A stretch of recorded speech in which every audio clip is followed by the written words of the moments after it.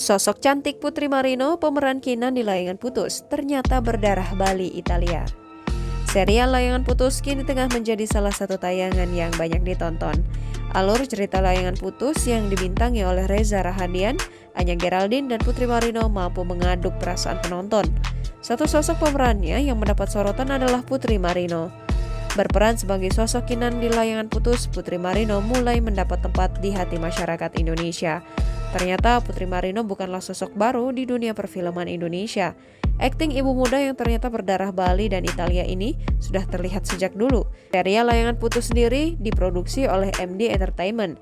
Layangan Putus kini menjadi perhatian publik karena diangkat dari sebuah kisah viral yang bermula dari tulisan curhat di sosial media yang dilanjutkan penulisannya ke dalam novel berjudul Layangan Putus.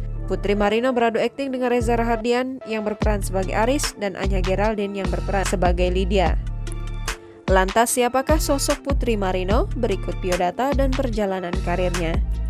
Niluh Dharma Putri Marino adalah seorang model, pembawa acara, dan pemeran Indonesia keturunan Bali dan Italia.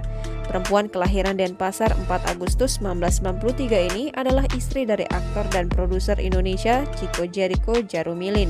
Putri Marino mengawali debutnya di dunia hiburan menjadi seorang presenter atau host My Trip My Adventure. Melalui acara tersebut, nama Putri Marino mulai dikenal luas oleh publik. Karir Putri Marino di dunia hiburan terbilang melejit.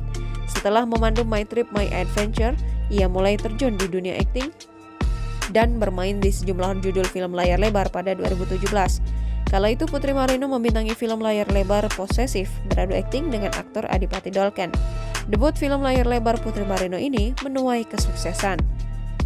Dari film ini, Putri Marino berhasil menyabet berbagai macam penghargaan.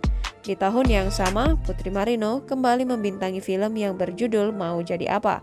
Pada tahun 2018, Putri Marino mendapatkan peran utama sebagai Jelita dalam film Jelita Sejuba. Jangan lupa subscribe, share, komen, dan like ya!